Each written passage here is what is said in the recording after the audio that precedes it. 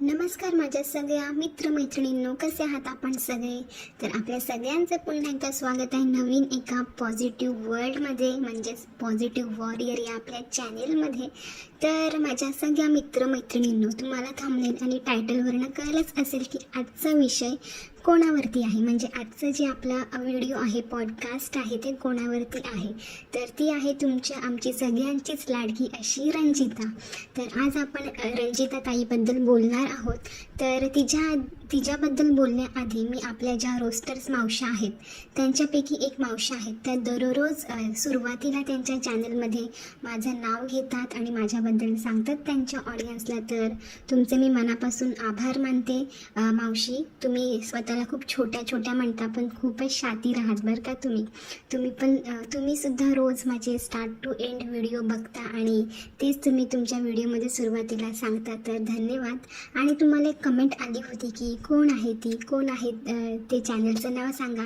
तर तुम्ही त्यांना सांगितलं की तुम्हाला त्यांचं नाव माहिती नसलेलंच बरं आहे.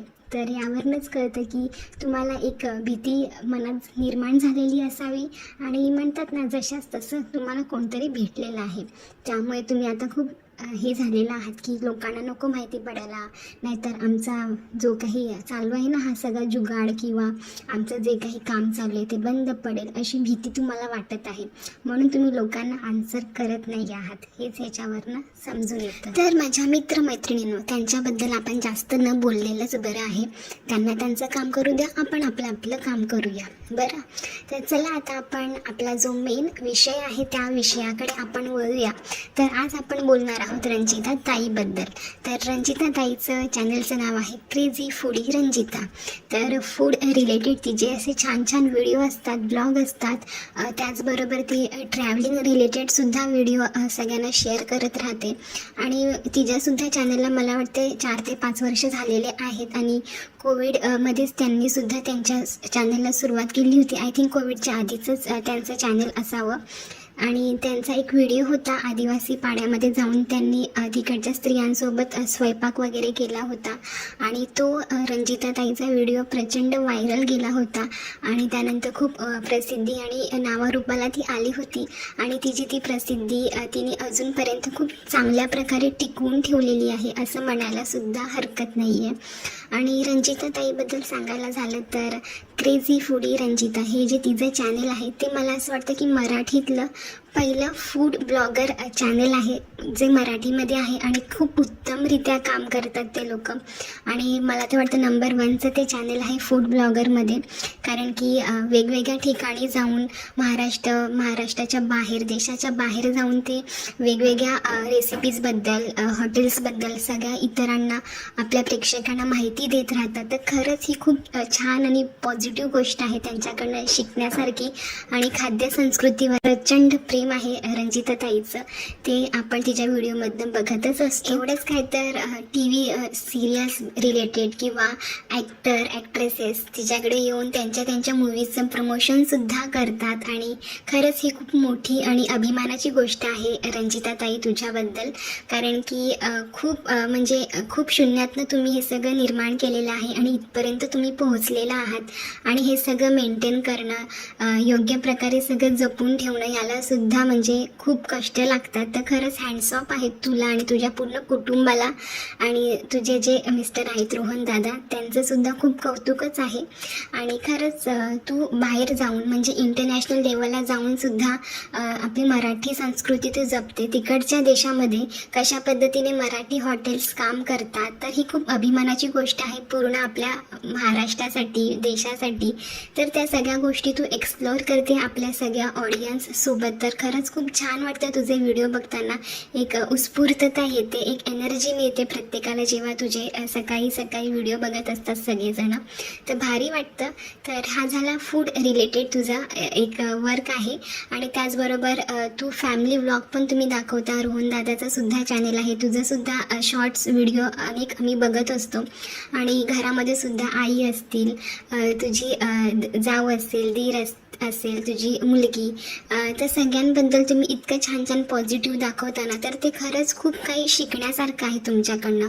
म्हणजे एकत्र कुटुंबात राहूनसुद्धा आपण आपले करिअर्स आहे ते कशा पद्धतीने पुढे नेऊ शकतो. म्हणजे आता तुझ्या पाठीशी तुझे हजबंड तर आहेतच, त्याचबरोबर तुझी जाऊ, दीर, तुझ्या सासूबाई यांचासुद्धा खूप मोलाचा वाटा आहे, मोठा वाटा आहे ॲक्च्युली.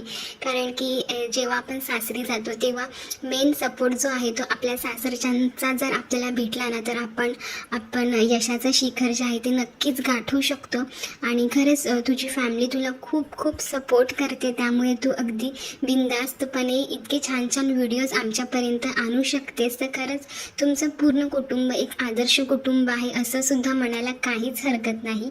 आणि तुमच्या फॅमिली व्हिडिओमधनं सुद्धा खूप एनर्जी मिळते, खूप पॉझिटिव्हिटी मिळते. एकत्र कुटुंब असावं तर असं असावं, अगदी हसत खेळत, कुठेही म्हणजे सासू सुनाचं कुरघोडी नाही, भांडण नाही, किंवा बोलतात ना षडयंत्र वगैरे, किंवा सासूरवास करणं असं अजिबात नाही. काही गोष्टी प्रत्येक घरामध्ये असतातच. आता बघ ना, घरोघरी मातीच्या चुली ह्या असतातच थोड्याफार प्रमाणात.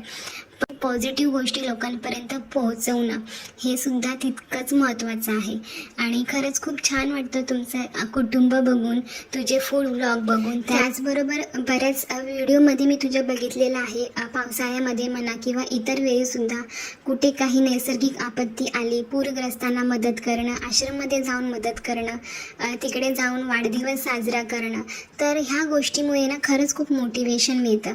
आधी असं सांगितलं जायचं की उजव्या हाताने केलेले दान डाव्या हाताला सुद्धा कळू देऊ नका, पण आता परिस्थिती तशी नाही राहिलेली. मला असं वाटतं तुम्ही जे काही गोष्टी समाजासाठी करताना ते तुम्ही बिनधास्तपणे तुमच्या व्हिडिओच्या माध्यमातून दाखवा, कारण की तुम्हाला बघून इतरांना सुद्धा प्रेरणा मिळते, इतरांना सुद्धा नॉलेज मिळतं, माहिती मिळते की आपल्याला जर अशा पद्धतीने काही गोष्टी कोणापर्यंत पोचवायची असेल, मदत असेल, दान असेल, तर आपण इकडे पोचवू शकतो. तर ही खूप पॉझिटिव्ह गोष्ट आहे की तुम्ही ह्या सगळ्या गोष्टी खूप उत्तम प्रकारे सगळ्या ऑडियन्सपर्यंत पोहोचवता आणि तुम्हाला बघून अजून 100 जण मोटिवेट होतात आणि इतरांना मदत करण्यासाठी पुढे येतात. तर खरंच ही खूप चांगली गोष्ट आहे. तर माझ्या मित्रमैत्रिणींनो, रंजिता ताईबद्दल आणि तिच्या कुटुंबाबद्दल बोलावं तितकं कमीच आहे.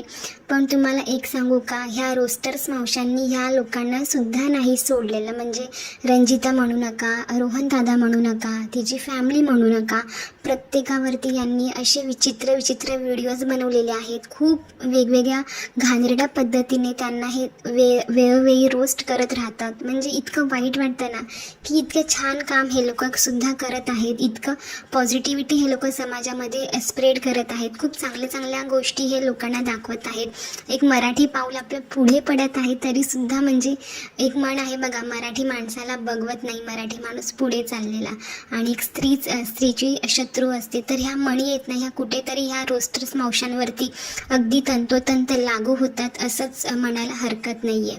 म्हणजे काय तर म्हणे, रंजिता खूप भडक मेकअप करते, खूप शायनिंग मारते, काय बाहेर जाऊन नुसती त्याच गोष्टी एक्सप्लोर करते, आणि काय नुसते नॉनव्हेज रिलेटेडच ती व्हिडिओ करत राहते, नॉनव्हेज हॉटेलमध्येच ती जास्त जाते, आणि फॅमिली पण त्यांची अशी आहे तशी आहे, तिच्या सासूबाई अशा आहेत, जाऊ अशी आहे, दीर असा आहे. म्हणजे किती नावं ठेवणार ना तुम्ही एखाद्याला. म्हणजे तुम्हाला भेटलं नाही तर काहीही उचलायचं आणि फेकायचं. म्हणजे किती फेकाफेकी करताना ते तुमच्या बोलण्यातनं, व्हिडिओतनं समजून येतं. म्हणजे एकीकडे आपण म्हणतो की एकत्र कुटुंब असलं पाहिजे, एकत्र कुटुंब एक आदर्श असतं, एकमेकांना मदत करतं. तर हे लोक आता एकत्र राहत आहेत, तर त्यातही तुम्हाला प्रॉब्लेम आहे. आणि आपली युरोपियन मॉम कोमल, ते तिकडे जाऊन आपल्या कुटुंबासोबत राहत आहे, सासूबाई इकडे आहेत, तर तिलासुद्धा तुम्ही बोलता. म्हणजे दोन्ही बाजूने तुम्ही बोलता, म्हणजे डबल ढोलकी करता तुम्ही. इकडनं पण ढोल वाजवता आणि इकडनं पण ढोल वाजवता. जिकडनं निशाणा लागेल. म्हणजे ऑडियन्स काय आपलं अंधमंद भक्त तुमचे, तुम्ही काहीही वखणार आणि ते लोक ऐकत राहणार, हो की नाही? असंच आहे तुमच्या बाबतीत. म्हणजे ह्या ब्लॉगर्सनी कसंही वागलं तरीही हे लोक त्यांना नावं ठेवतच असतात. म्हणजे दोन्ही बाजूने बोलत असतात. एकत्र कुटुंबात राहा तरी हे लोक नाव ठेवणार, न्यूक्लिअर फॅमिलीमध्ये राहा तरी सुद्धा हे लोक नावं ठेवणारच ठेवणार. तर असो, ज्याचे त्याचे विचार आणि आता त्यांच्या घरची काय परिस्थिती आहे ते तर आपल्याला कळून येतं, कारण की ह्या सगळ्या गोष्टी ह्यांना मिळत नसतील, अनुभवल्या नसतील आणि त्याचाच राग हे लोक ह्या ब्लॉगर्स लोकांवरती काढतात, हेच ह्यातनं दिसून येतं. खरं तर हे लोक म्हणतात की यूट्यूबच्या जीवावर यांचं घर चालतं, यूट्यूबमुळे यांचं सगळं चाललेलं आहे. पण हे सगळं तुमच्यावर सुद्धा लागू होतं ना मावशांनो. म्हणजे हे लोक तरी यूट्यूबच्या जीवावरती मोठे झालेले आहेत, पण तुम्ही लोक ज्यांना नावं ठेवत आहात, ज्यांना मागे खेचत आहात, त्यांच्याच जीवावरती तुम्ही मोठे होत आहात. त्यांचेच चित्रविचित्र थंबनेल टाकून तुम्ही क्लिक पॅड वाढवत आहात तुमचा आणि ऑडियन्स गोळा करत आहात आणि त्यांच्या जीवावरतीच तुमचं चॅनल आणि व्ह्यूज जे आहेत ते पुढे चाललेलं आहे. तर म्हणजे हे तर याची तरी थोडीशी जाण ठेवा तुम्ही लोक, की ज्यांच्यामुळे आपण पुढे चाललो आहोत ना, त्यांचं तरी आपण थोडासा आदर केला पाहिजे. आता तुम्ही ब्लॉगर्स लोकांना नावं ठेवता की हे लोक म्हणतात की ब्लॉगर्स लोक म्हणतात की यूट्यूबवरती आमचं घर नाही चालत. तर तुम्ही सुद्धा तसंच बोलतात ना की ब्लॉगर्स लोकांमुळे आमचं घर नाही चालत, पण ॲक्च्युली त्यांच्यामुळेच तुम्हाला डॉलर्स येत आहेत हे तुम्ही मान्य करा. तुम्ही मान्य केलेलं आहे, पण तुम्हाला ते बोलून दाखवायला लाज वाटते. आणि नॉनव्हेजवरनं पण तिला सतत ट्रोल केलं जातं. अरे ती ज्या कम्युनिटीमधनं आलेली आहे तिकडे दररोज नॉनव्हेज खाल्लं जातं आणि ते कॉमन आहे त्यांच्यासाठी. आता माझे सुद्धा बरेचसे असे मित्रमैत्रिणी आहेत जे त्या कम्युनिटीचे आहेत, ते सुद्धा दररोज त्यांच्या घरामध्ये नॉनव्हेजच खातात. म्हणजे नॉनव्हेज शिवाय त्यांच्या घरामध्ये काहीच नाही बनत आणि ही कॉमन आहे आणि नॉर्मल गोष्ट आहे त्यांच्या कम्युनिटीसाठी. म्हणजे त्याचा काय तुम्हाला त्रास होतो? आणि ती हॉटेल दाखवते, तिथे पण सगळं तिचं खादाडत असते. तिचं कामच आहे क्रेझी फूडी रंजिता, तिचं फूड रिलेटेड चॅनल आहे, तर त्या सगळ्या गोष्टी ती खाऊन दाखवणार, त्याची चव घेऊन दाखवणार आणि ते कसं आहे तिकडचं सराउंडिंग ॲटमॉस्फिअर कसं आहे, तिकडचं कल्चर कसं आहे, तिकडची सर्विस कशी आहे, हे सगळं ती सांगते तिच्या व्हिडिओमधनं. तर त्या चुकीचं काय आहे मी म्हणते. अहो म्हणजे एखाद्याचं तुम्ही खाणं पिणंसुद्धा काढता. ती स्वतःच्या जीवावर मोठी झालेली आहे, स्वतःच्या जीवावर ती कमवत आहे, खात आहे, तर त्याचासुद्धा तुम्हाला इतका त्रास होतो, इतकं तुम्हाला जलस फील होतं, तिच्या खाण्यापिण्याच्या गोष्टी तुम्ही काढता. म्हणजे खरंच कितपत हे योग्य आहे? माझ्या सगळ्या ऑडियन्सला मी विचारते, हे कितपत योग्य आहे हे तुम्हीच ठरवा आणि सांगा मला. तर रंजिता ताई, तुला मला शेवटी इतकं सांगायचं आहे की तुझं काम जे आहे तू अगदी उत्तम प्रकारे पार पाडत आहेस. घरातल्या सगळ्या जबाबदाऱ्या बघून आणि इतक्या सगळ्या गोष्टी हँडल करणं आणि इतक्या उंच शिखरावरती जाणं हे खरंच सोपं नाही आहे. आणि तू कंटिन्यू तुझं हे काम अशीच करत राहा, अशीच पुढे जात राहा. तुला नावं ठेवणारे, मागे खेचणारे असेच ससे तुझ्या आडवे येतीलच, पण त्यांना न घाबरता तू पुढे जात राहशीलच, कारण की तू खूप आत्मविश्वासी आहेस, खूप साहसी धाडसी आहेस आणि तू कोणालाही न घाबरता, न डगमगता प्रत्येक पावलावरती तू अगदी स्ट्रॉंगपणे, ठामपणे उभी राहतेस तुझ्या. तर हाच तुझा गुण मला खूप आवडतो. तर अशीच तू पुढे जात राहा आणि सगळ्यांना छान छान फूड रिलेटेड व्हिडिओ दाखवत राहा. तर माझ्या मित्रमैत्रिणींनो, आजचा व्हिडिओ मी इथेच संपवते. आय होप की तुम्हाला हा आजचा पॉझिटिव्ह व्हिडिओ नक्कीच आवडला असेल. आणि कोण कोण रंजिता ताईचे व्हिडिओ नेहमी बघतं, तिला फॉलो करतं, ते मला कमेंट बॉक्समध्ये नक्की सांगा. आणि आजचे माझे विचार तिच्याबद्दल कसे वाटले, पॉझिटिव्ह विचार, ते सुद्धा नक्की सांगा. तर भेटूया अशाच एका छानशा पॉझिटिव्ह व्हिडिओसोबत. तोपर्यंत सगळ्यांनी आपापली आणि आपल्या कुटुंबाची काळजी घ्या. भेटूया छान अशा व्हिडिओमध्ये. तोपर्यंत बाय बाय मावशांनो.